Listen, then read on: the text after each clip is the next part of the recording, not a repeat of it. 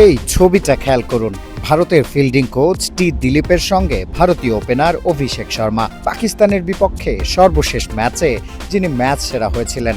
Bat হাতে 50 করলেও অভিষেক নিশ্চিতভাবেই সন্তুষ্ট ছিলেন না। ক্যাচ যে ছেড়েছিলেন বাংলাদেশের বিপক্ষে ম্যাচের আগে, তাই কোনো ছাড় নেই।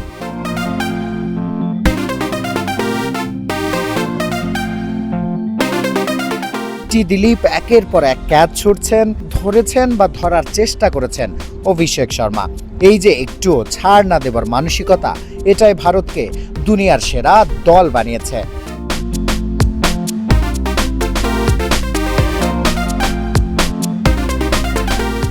অভিষেক শর্মা যখন ক্যাচিং অ্যাবিলিটি বাড়াতে চেষ্টা করেই যাচ্ছেন, তখন নেটে ব্যাটিংটা ঝালিয়ে নিচ্ছেন শুভমান গিল ও অধিনায়ক সূর্যা কুমার যাদব। পাকিস্তানের বিপক্ষে কোনো রান করতে পারেননি সূর্যা।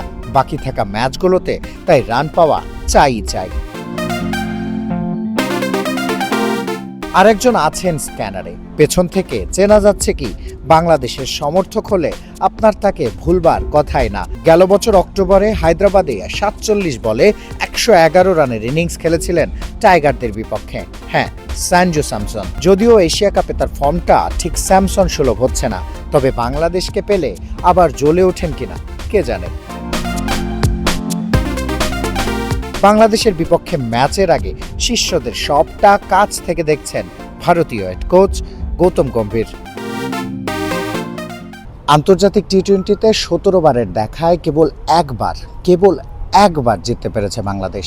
বাকি 16 বারই জয় নিয়ে মাঠ ছেড়েছে ভারত। আধিপত্য বুঝি একেই বলে।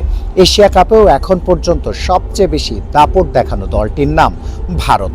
তবে আগামীকাল বাংলাদেশের বিপক্ষে যখন ম্যাচ খেলতে নামবে ভারত, তখন কিন্তু সেই একই মানসিকতা নিয়েই মাঠে নামবে, যে মানসিকতা নিয়ে তারা মাঠে নামে অস্ট্রেলিয়া, পাকিস্তান কিংবা অন্য পরাশক্তির বিপক্ষে।